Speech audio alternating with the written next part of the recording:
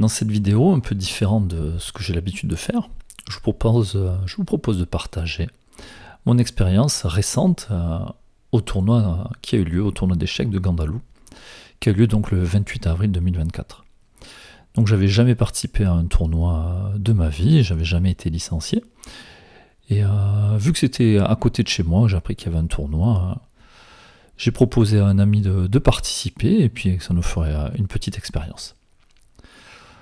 Alors déjà, première remarque, on va forcément jouer sur des échiquiers. Moi qui ai l'habitude plutôt de jouer sur internet en 2D, je me retrouve avec des échiquiers en 3D où j'ai un peu de mal. J'ai aucun repère par rapport au niveau que peuvent avoir les adversaires. Et puis c'est un tournoi en rapide. Du coup, on a 7 rondes à jouer dans la journée de 20 minutes par adversaire, plus 5 secondes de rajout à chaque coup. Donc avant de m'inscrire, je regarde combien il y a de personnes, une quarantaine de personnes. Je regarde aussi le niveau affiché Hello. Et donc je vois qu'il y a à peu près la moitié des gens qui sont au-dessus des 1500 Hello et l'autre moitié en dessous. Et puis comme je suis nouveau licencié, je vois que j'ai dû prendre la licence pour participer au tournoi. Et en tant que nouveau licencié, j'ai un classement provisoire de 1199. Donc sur le fonctionnement de ce genre de tournoi en général, on se retrouve à jouer contre quelqu'un de notre niveau. Puis si on gagne, on va jouer contre quelqu'un qui a un niveau un petit peu supérieur, quelqu'un qui aura gagné la première ronde aussi. Alors que si on perd, on va jouer contre quelqu'un qui aura aussi perdu la première ronde. Donc du coup, je m'attends avec ce classement à 1199 à jouer face à un adversaire aux alentours des 1200, 1300 Elo.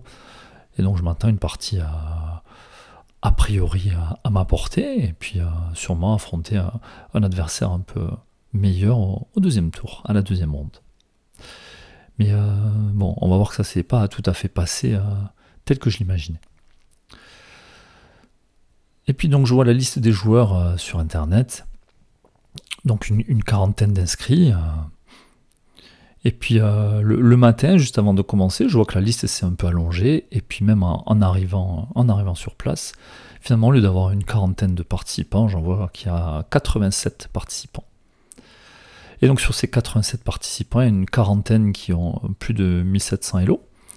On a une dizaine de participants qui sont au-dessus des 2000 Elo. Et puis il y a un maître FIDE et un maître international, qui sont eux aux alentours de 2200, 2300. Donc voilà, donc plutôt des adversaires de très bon niveau, même si je n'ai pas joué contre eux. Mais en tout cas, voilà, des joueurs potentiels de différents niveaux, que ce soit à la fois des débutants, ou alors des joueurs confirmés, voire très confirmés. Donc je vous propose durant cette vidéo de vous partager ma première partie, donc la ronde 1, qui a lieu donc aux alentours de 9h45 le dimanche matin. Pas vraiment un horaire habituel pour moi. Allez, je vous propose de jeter un œil à cette partie. Alors on se retrouve donc pour analyser la première ronde, pour faire au-delà de l'analyse, plutôt pour regarder ce qui a été joué. Et je vais vous commenter mes choix. Donc déjà, première remarque, je rappelle, on est sur des parties de 20 minutes, on est sur des parties rapides. Donc on n'est pas censé noter les coups. Normalement, quand on joue des parties longues, on a une feuille sur laquelle chaque joueur doit écrire les coups qui sont joués. Et forcément sur les parties rapides, vu que le chrono défile assez vite, on n'est pas censé noter les coups. Mais bon, moi j'avais envie pour mon premier tournoi de pouvoir revenir sur ma partie, analyser. Donc je décide de noter les coups. Et puis bon, je me rends compte au fur et à mesure que la journée avance, et même dès la première partie, que de noter les coups, c'était peut-être pas la meilleure des idées, et ça m'a fait perdre pas mal de temps. Et du coup, j'ai moins de temps pour analyser certaines positions ou pour pousser ma réflexion. Donc avant de démarrer la partie, je rappelle, j'étais donc avec un classement temporaire 1199. Donc je m'attends à jouer à un joueur aux alentours de 1200, 1300 Elo, vu qu'il y a à peu près une quarantaine de joueurs qui ont un Elo inférieur à 1600. 1600, 1700. Et donc je vois là pour la première ronde, mon adversaire c'est un certain Eric, classé 1643. Et donc là déjà je commence à ressentir la pression. Alors je sais pas pourquoi. Certainement parce que j'ai aucune idée de ce que ça représente, 1643. Autant j'arrive à voir ce que ça représente en ligne, autant je me dis en réel, est-ce que ça vaut, combien ça équivaut en ligne, tout simplement. Donc déjà, voilà, ça fait beaucoup d'inconnus pour cette première expérience. Le fait de jouer avec le chrono, j'ai jamais l'habitude de faire ça en vrai en tout cas. Le fait d'être sur un échiquier réel en 3D. Donc, voilà. Et puis, difficulté, de bon matin, moi je suis pas trop du dimanche matin, je dois l'avouer. Et là, je me retrouve avec un joueur classé 1643. Alors, comment je me suis préparé? Je me suis juste préparé la veille. Si jamais j'ai les blancs, je vais jouer E4. A priori, jouer l'espagnol si c'est possible. Et si jamais j'ai les noirs, je vais jouer quelque chose d'assez solide, donc la défense carreau 4. Mais j'anticipe quand même sur si jamais mes adversaires jouent avec les blancs, jouent l'espagnol. Donc ils jouent E4 puis l'espagnol. Et donc je regarde un petit peu tout ça.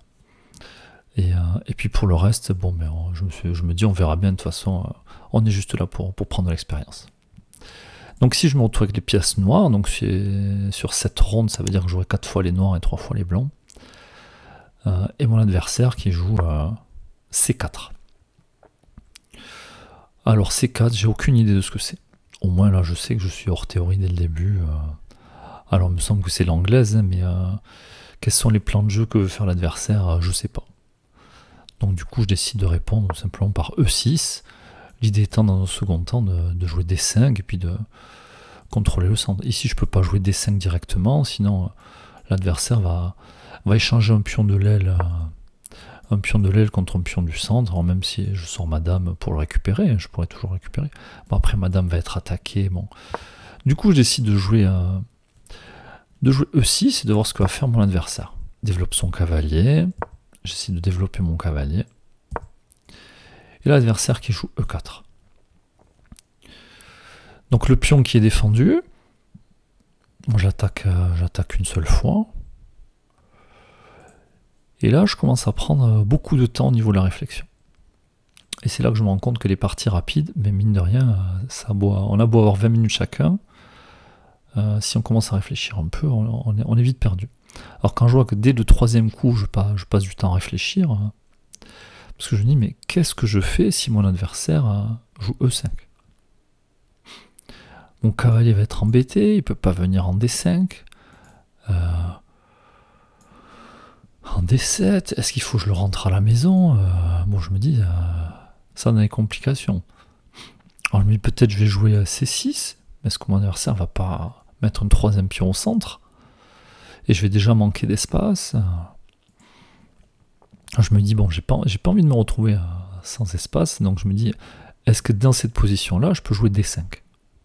Mais après tout, si je joue D5, si l'adversaire prend, je reprends.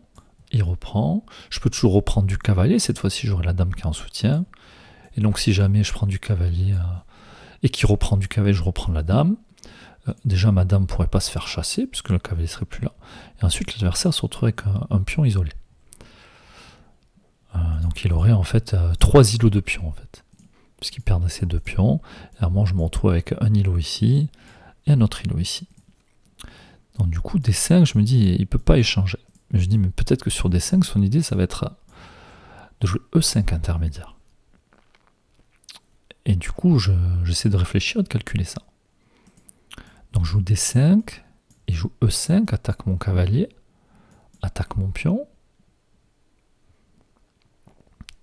On me dit peut-être que moi, je peux jouer à D4. Il attaque mon cavalier, je contre-attaque sur son cavalier. Et je me dis, si jamais il prend mon cavalier, je prends son cavalier avant de récupérer son pion. Et donc on est dans cette position quand je calcule ça. Donc je calcule D5, E5 joué par l'adversaire, D4, E prend F6, D prend C3. Je me dis peut-être que l'adversaire va vouloir jouer intermédiaire avant de récupérer le pion. F prend G7. Mais je me dis, oui, mais sur F prend G7, peut-être que je peux jouer C prend D2. Parce que moi, ce sera sur échec. Et ensuite, en fonction de ce qui se passe, peut-être qu'on échangera les dames si on reprend la dame, et puis je pourrai récupérer le pion en toute tranquillité. Donc du coup, je me dis que je n'ai pas peur de la pousser E5. Alors ça m'intéresse énormément de prendre de l'espace au centre. Alors je décide d'y aller. Donc je joue E5. Mon adversaire, pardon, je joue D5. Mon adversaire qui joue E5. Comme prévu, j'attaque son cavalier. Il prend mon cavalier. Je prends le sien. Il prend G7. Je prends D2 sur échec. Et donc là, l'adversaire peut reprendre de la dame ou du fou. Il décide de reprendre du fou. Et moi, je reprends le pion. Donc là, j'ai à peu près consommé peut-être plus de la moitié du temps de la pendule. Donc je suis déjà en crise de temps. Donc je me dis, bon, pour les prochaines décisions, il va peut-être falloir aller un petit peu plus vite. L'adversaire qui décale sa dame. Alors je me pose la question ici, est-ce que je dois jouer petit roc? Mais je me dis, après tout, j'ai plus mon pion G. Je vais peut-être partir pour grand roc et sortir mes pièces rapidement. Et puis je me dis, tiens, un pion au milieu de l'échiquier. J'aime bien cette diagonale noire. Et finalement, je décide de jouer à D4. Il est temps, je mets la pression sur le pion C, je mets la pression sur le pion B, je mets la pression sur le pion F. Si un adversaire fait grand roc, peut-être que je pourrais récupérer le pion F. Bon, finalement, l'adversaire qui contre-attaque sur ma dame, son fou qui est défendu. Et donc là, je suis sur le point de faire ma première grosse erreur. Donc je prends ma dame et je suis sur le point de manger le pion C. Donc je soulève ma dame, je la prends. Commence à me rapprocher du pion. Parce que je me dis après tout, je vais peut-être manger le pion, le fou qui va être cloué. Donc il ne pourra pas prendre mon fou parce que ce ne sera pas sur échec. Et s'il veut prendre le fou, je récupère sa dame qui part protéger. Bon. Et je vois absolument pas en fait qu'il y a le fou qui protège le pion ici. Et donc je prends la dame, et au moment où je vais pour jouer le coup, je me rends compte que je me dis, il y a le fou qui protège ce pion. Et du coup je me dis, mais je commence très mal la matinée, je vois même pas un truc aussi simple. Du coup je me dis, bon, où est-ce que je mets ma dame? Heureusement je me rends compte, je joue dame G4. Adversaire qui joue H3, attaque ma dame. Je la replace. Alors pourquoi je joue dame G4? Tout simplement pour rester à la défense de mon fou qui est attaqué. Le coup adversaire joue H3, je recule ma dame, il développe son cavalier en F3, attaque ma dame, je recule ma dame en H6, donc j'ai l'impression de subir le début de la partie. Je me dis, mais qu'est-ce que j'ai fait comme erreur dans l'ouverture? Il faut que je reste à la défense de mon fou. L'adversaire qui contre-attaque sur ma dame, avec son fou protégé par la dame, le roi, bon, cavalier. J'essaie de décaler la dame, en essayant de rester loin du cavalier, pour pas qu'il vienne me continuer de m'attaquer, ou ce genre de choses. Donc l'adversaire qui décide de jouer grand roc ici. Alors je me dis, grand roc, est-ce que moi aussi je dois partir pour grand roc? Mais je me dis, dès que le fou va bouger, il y aura la tour en face. Mon roi pourra plus circuler pour faire grand roc. Qu'est-ce que je fais ici? Et donc là, je décide, vu que ce fou m'embête depuis tout à l'heure, de m'en débarrasser. Et donc je joue fou H6. Je profite du fait qu'il y a le roi derrière, avec son fou qui va être cloué et protégé par ma dame. J'ai vu qu'il ne pouvait pas pousser le pion, pas replacer le cavalier pour jouer au coup intermédiaire. Je me dis, mais s'il me prend, je reprends. Hein, j'essaie de diminuer la pression sur mon roi. Et si jamais il ne prend pas, moi je pourrais prendre, ce sera sur échec, donc aucun souci. Adversaire qui décide de prendre, je reprends la dame sur échec. Adversaire qui décale le roi. Et donc là je me demande, mais qu'est-ce que je vais faire maintenant? Petit roc, mais mon roi il a plus d'abri. Ici, si je veux sortir le cavalier, le fou, faire grand roc, j'ai un problème avec la tour qui couvre. Puis mon fou de case blanche, il est enterré. Alors est-ce que je dois jouer à B6 pour jouer fou B7? Mais je me dis, mais ça va me prendre une éternité de jouer à B6, fou B7, cavalier C6. Bon. Alors, du coup, j'essaie quand même de développer le cavalier.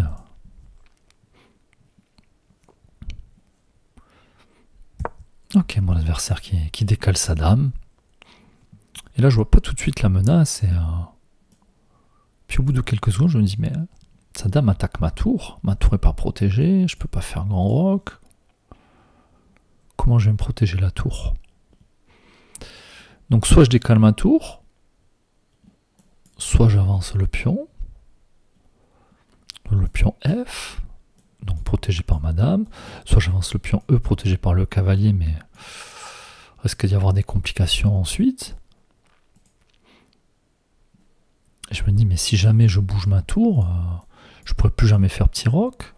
Et à cause de cette tour et de mon retard de développement, je pourrais jamais faire grand roc, donc je vais passer la partie entière avec le roi au centre. Donc je prends un long moment pour réfléchir, et puis je me décide, bon, j'aime pas ce roi au centre, alors c'est vrai que j'ai plus mon pion G, mais j'essaie de jouer petit roc. Après tout, j'ai plus ce fou de case noire là, qui pourrait accompagner la dame pour créer des misères. Adversaire qui passe à l'offensive sur mon roc. J'essaie de faire une case pour développer mon fou.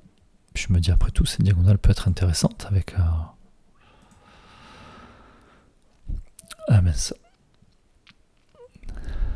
avec oui, la tour derrière, le cavalier qui n'est pas protégé. Le fou n'est pas encore là, donc j'aurai le temps de placer le mien. J'ai le cavalier qui contrôle cette case en attendant, si jamais la tour voulait s'infiltrer. Mais je dis, oui, mais si jamais j'ai fou B7, peut-être que l'adversaire pourra venir avec sa tour sur la 7ème rangée. Là. Et l'adversaire qui s'en prend, madame. Protégé par le cavalier. Du coup, je me dis, je peux décaler madame sur échec. Mais est-ce que l'adversaire va pas vouloir continuer à mettre la pression ici? Ou alors je me dis, ben, je joue dame G7. L'idée étant de proposer l'échange des dames. Je pourrais reprendre du roi. Après, maintenant, honnêtement, là, avec le temps qui défile, je n'ai pas calculé autre chose. Puis tiens, déjà, je sors du fait que la dame soit en prise. Et puis moi, j'ai pas peur de l'échanger d'âme. Au contraire, avec cet abri un peu fragile. Et l'adversaire, à ma grande surprise, qui échange les dames. Je reprends du roi. Moi, à ce moment-là, dans la partie, je me sens pas très bien. Je me dis, mais je subis le jeu. J'arrive pas à voir les coups. Et puis finalement, donc 2-3 jours après, quand j'analyse la partie, je vois à l'ordinateur, alors là, vous le voyez pas à l'écran, mais je le vois, je l'ai juste à côté de moi. Finalement, la position qui est quasiment égale. On est à plus 0,2, donc très léger avantage blanc. Mais bon, 0,2 à notre niveau, c'est rien du tout. Bon, l'adversaire qui joue à 3. Un coup très passif, je m'attendais à ce que voilà, il libère son fou, il libère ses tours, il continue à pousser les pions sur mon roi, je sais pas. Et là, on joue à 3. Et d'ailleurs, l'ordinateur qui dit que ça y est, l'avantage est pour les noirs ici. Bon, à moi de jouer, j'essaie d'échanger des pièces, je me dis après tout, j'ai le sentiment d'être dominé, je me dis, moins il y aura de pièces sur l'échiquier, et puis plus sera facile à jouer pour moi. À aucun moment je me dis que là, dans cette position, j'ai l'avantage, donc... je me dis, mais, vu qu'il n'a pas les tours liés, si jamais il vient chercher ma tour, que je prends le cavalier, il ne peut pas de suite remettre une tour. Le fait qu'il n'ait pas développé son fou. Du coup, j'aurai le temps de replacer mon cavalier ou le fou, ramener l'autre tour. Et si jamais il ne prend pas ma tour et qu'il décale son fou, ça me laisse le temps, moi, de sortir mon fou. Et puis, j'aurai plus peur de l'échange des tours. Mais là encore, très surpris, mon adversaire qui prend la tour. Bon, je reprends du cavalier. Et là, il replace son cavalier. Coup qui m'embête un peu, qui m'empêche de revenir avec mon cavalier en C6. Du coup, je joue fou B7. Je mets la pression sur la tour. Adversaire qui décale sa tour. Et là, je décide de recentrer mon fou, de le mettre au milieu de l'échiquier. Puis donc je joue fou échec pour le replacer ici, à la défense de mon roi. Et je me dis, après tout, si l'adversaire veut échanger les fous, puisque je me dis que les choses passent pas très bien pour moi, À noter ici que l'ordinateur dit que la partie est égale. Hein. Mais s'il échange les fous, ça va faire reculer son cavalier. J'aurai le temps de faire sortir mon cavalier et pouvoir faire jouer ma tour dans un second temps. Mais l'adversaire qui se contente de décaler le roi. Alors moi j'ai mon cavalier qui joue pas. J'ai besoin de le développer. J'ai ma tour qui joue pas. Du coup je me dis, alors je peux le mettre en C6, je peux le mettre en B7. Oh, mais attention, faut pas trop traîner parce qu'il y a aussi des coups comme ça qui peuvent le pion défendu par le cavalier qui attaquerait mon fou. Donc du coup je décide de jouer à cavalier C6 et donc j'ai pas peur des échanges parce que je peux reprendre du fou. Et si jamais l'adversaire veut chasser mon fou, je viendrai récupérer le cavalier d'abord. Je perdrai le fou et on se retrouvera avec une position égale avec un fou contre un cavalier. Mais moi, avec déjà beaucoup de pions sur case noire, que son fou de case blanche ne pourrait pas toucher. Et là, l'adversaire, qui a beaucoup plus de temps que moi, la pendule, qui décide de prendre mon cavalier. Donc je le reprends, pas trop le choix. Et je décide de prendre la seule colonne ouverte sur l'échiquier, tout simplement. L'adversaire qui pousse, qui attaque mon fou, je le replace au centre de l'échiquier. J'aime bien, il supprime des cases à l'adversaire. Je trouve que là, entre son fou à lui qui tape sur des pions, sur ses propres pions, et le mien, je me dis, quand même, en tout cas, mon fou est bien placé, ma tour est bien placée. Je commence à me dire que, bon, ça se passe mieux. Hein, c'est pas... J'ai l'impression, en tout cas, que j'ai égalisé. Bon, ici l'ordinateur donne plus 0,6, moins 0,6, donc léger avantage noir. Donc l'adversaire attaque mon fou avec sa tour, active sa tour en même temps. Maintenant mon fou peut plus être chassé, il est défendu par le pion qu'il défend lui-même aussi. J'attaque la tour, donc je gagne un temps sur la tour. Voilà, et ici l'ordinateur qui donne un avantage de moins 1. Je commence à activer ma tour, je la mets au centre de l'échiquier, alors j'évite les cases blanches bien entendu. Bon, je me dis qu'on est pas mal.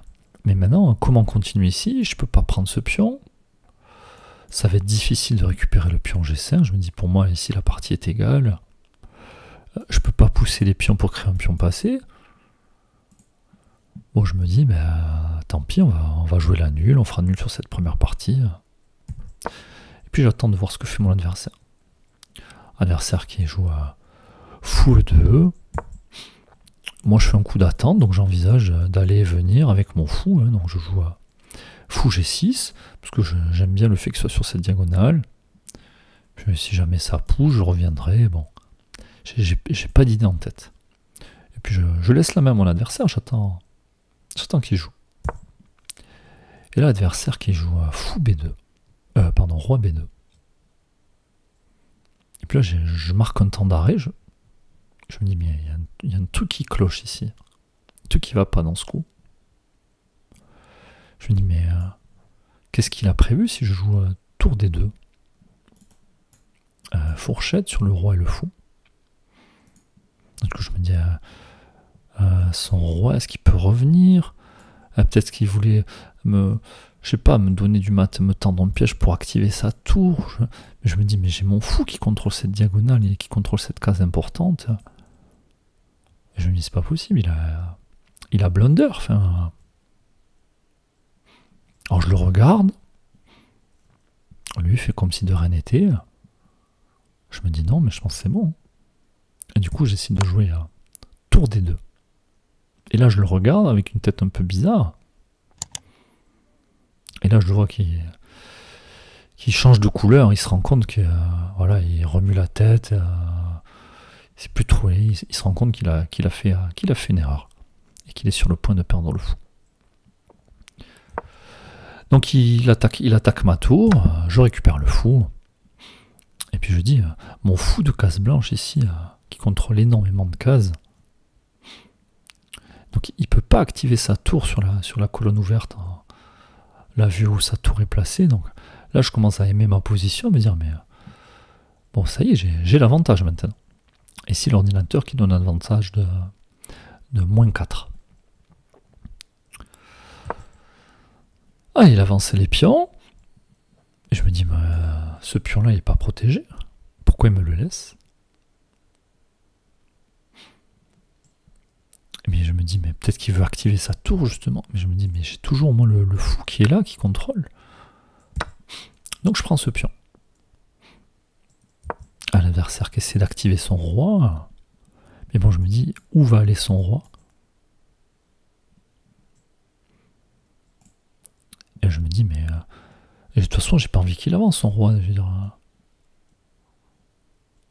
je me dis, tiens, si je fais échec, si jamais il vient là... est-ce qu'il n'y a pas mat après? Avec ces cases qui sont contrôlées.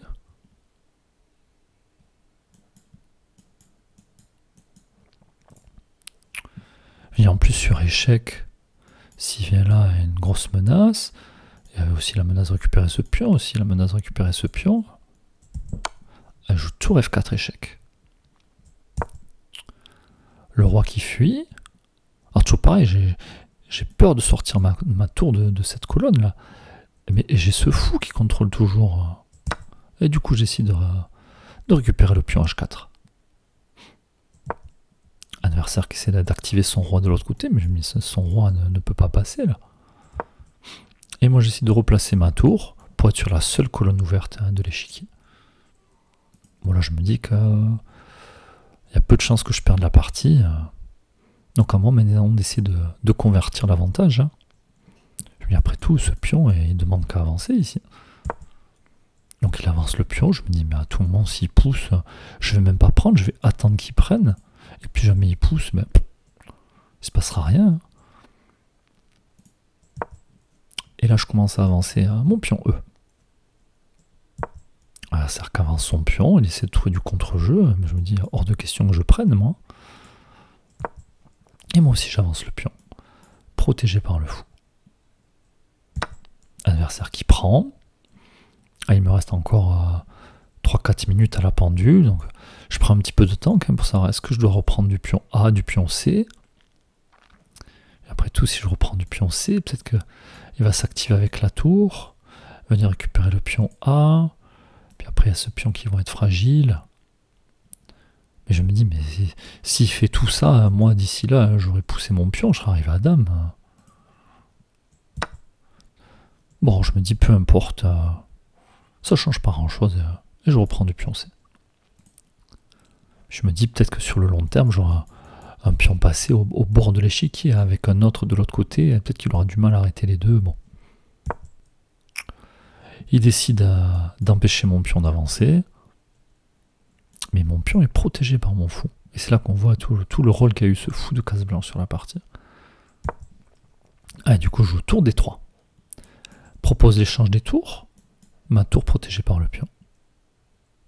Et là, mon adversaire qui prend la tour, je reprends sa tour, mon fou qui protège toujours le pion. Bon, je me dis là ça sent bon quand même. Adversaire qui replace son roi, mais du coup, il s'éloigne de tout ça. Et moi, je dis, bon, le seul truc qui m'embête, c'est le pion ici, le pion G de mon adversaire. Donc, j'essaie de l'échanger. Donc s'il prend pas, ben déjà je vais même pas pousser, je vais prendre et puis pousser. J'aurai deux pions qui sont en train d'aller vers la promotion. Donc adversaire qui prend, je reprends du roi. Et ici j'ai plus beaucoup de temps à la pendule. Et du coup je suis obligé d'arrêter de prendre les notes sur la partie. Alors mais je me souviens que l'adversaire en fait attendait que je bouge mon roi, que je viens de mettre le roi sur l'alignement pour qu'il puisse récupérer le pion en fait. Donc ce qui s'est passé dans la partie, j'ai bougé mon roi mais je suis resté sur case noire. Je lui ai fait comprendre qu'il était hors de question que je vienne ici. Il était hors de question aussi que je joue F5. Donc du coup j'ai d'abord déplacé mon fou, ensuite j'ai joué F5. J'ai approché mon roi.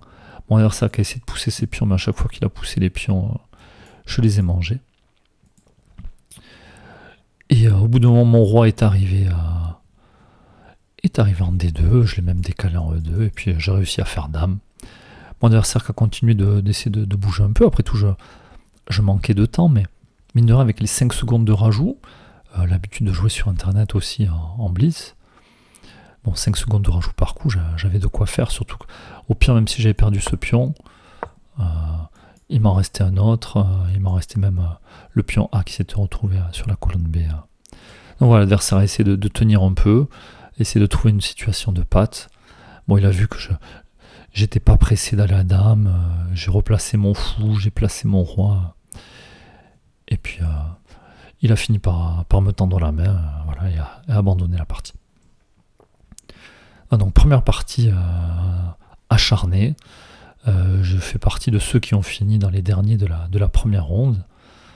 Du coup, il restait très peu de temps avant d'aller se préparer pour la deuxième ronde. Et puis, satisfait de la partie, mais quand même, je me demandais, est-ce que j'ai bien joué pendant l'ouverture? J'avais l'impression d'avoir subi, mais j'ai pas le téléphone là pour analyser la partie. J'ai du mal à relire mes notes, c'est très mal écrit. J'ai oublié un coup ou deux de les noter. Bon.